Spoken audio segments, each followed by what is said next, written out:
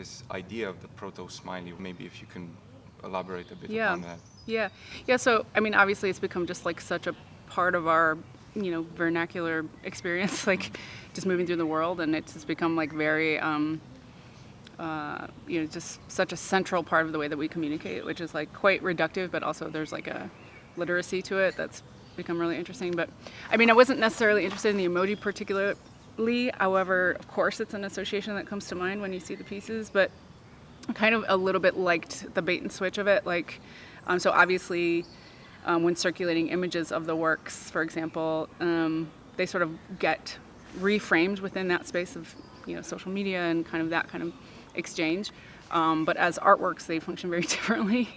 So the first thing being that the images themselves precede the invention of the emoji. So there's kind of this interesting kind of like historical little link there that I'm not the first one to kind of acknowledge that, but it's like, it becomes part of the logic of the piece that they precede, what we now know as the emoji.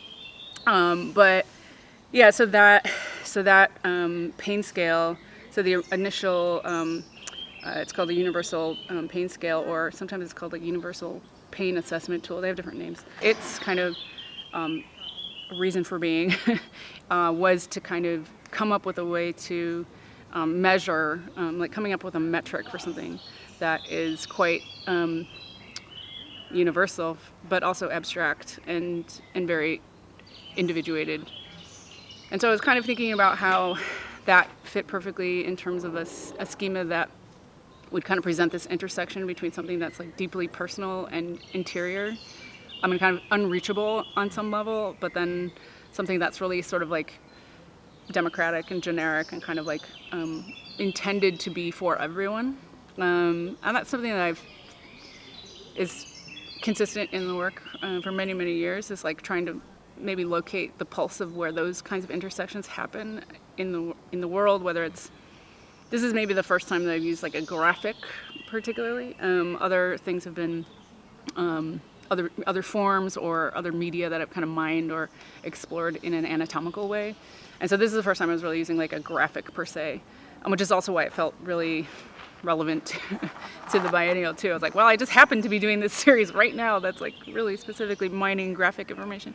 But yeah, so like thinking about that and then realizing, oh, at the same time, this kind of like very, sort of serious project of it's like a medical tool also has this kind of like very thin sort of like generic kind of like possibility within it.